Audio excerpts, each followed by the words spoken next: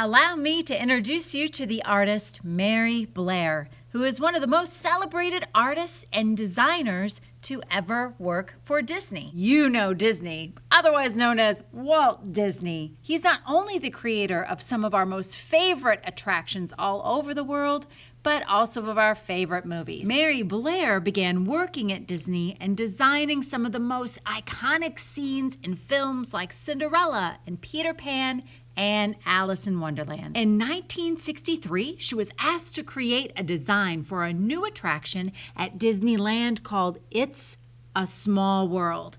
The attraction would feature animatronic dolls from around the world singing a song with the same name. Mary Blair is best known for her bold use of color, patterns, and geometric shapes. And she's going to be our inspiration for our own magical castle. You've already used geometric shapes to create your castle, so now let's add some color. We're going to be using chalk, and when you use your chalk, I want you to think of each tower of your castle as a pattern. So consider a group of colors that will repeat to create a pattern. I'm using yellow and purple. When I'm using chalk, I use my chalk to color in a section, but chalk is very dusty and it can smear easily. To get those dust particles to stay in place, you'll want to use a Q-tip to massage or rub the particles down. So I take my color of chalk, and then once I've got my color, I just use it like a crayon, filling in the space. When there's a little pile of dust particles like you see there, you can gently blow those off of your paper before you rub them in place with a Q-tip. Notice when I'm using my Q-tip, I'm not smearing the chalk over the lines of my castle. I'm keeping my color within each tiny little shape. The Q-tip will help you massage that easily and not get chalk dust all over the place. We're creating a vertical pattern, which is why you see that I have used yellow and purple from the top all the way down to the bottom. Now, when you use that Q-tip, you'll want to keep a close eye on it, because if you mix up the colors on the end of the Q-tip, then the colors will mix on your design. If you need to get another Q-tip, that's totally fine. I like to keep mine resting on the tray of my chalk so that I can keep a close eye on what colors to use to blend it all in. Now, chalk is very dusty and it can smear.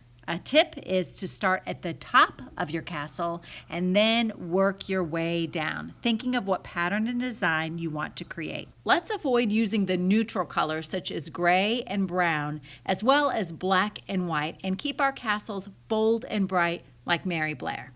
Once you're finished using chalk in all the parts of the castle, let's switch now to a different art supply, oil pastels. The great thing about oil pastels is you can draw right on top of the chalk with them. But a couple of tips. Have a little piece of resting paper underneath your hand as you use your oil pastels. Otherwise, the chalk underneath will smear. When you're using your oil pastels, let's remember our line study. Think of dots, dashes, horizontal or vertical lines, any way that you can bring more pattern into your design using lines. To make sure that your lines actually show up, here's another tip for you.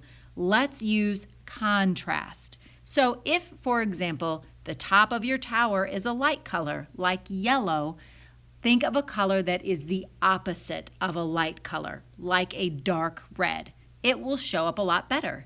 If you have a dark shape like a dark green, think of a light color that will contrast or show up on the dark color, perhaps white or a light pink.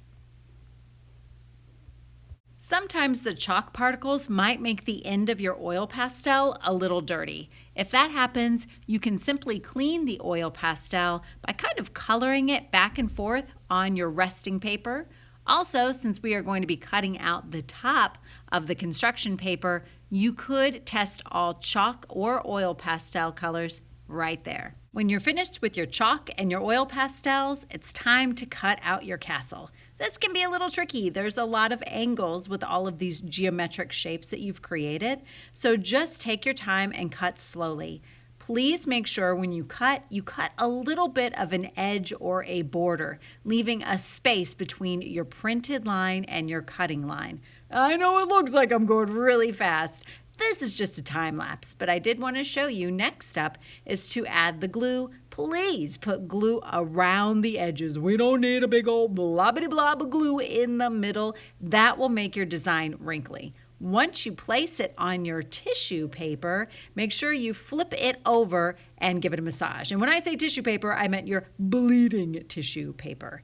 Now let's add a little bit of snow. I'm just using a Q-tip and some white paint to do that. Once it's completely dry, then we can talk about using puffy paint. Puffy paint can be tricky because sometimes it can come out really fast and then other times it comes out very slowly. It helps to test it out. I was testing it on my messy mat first.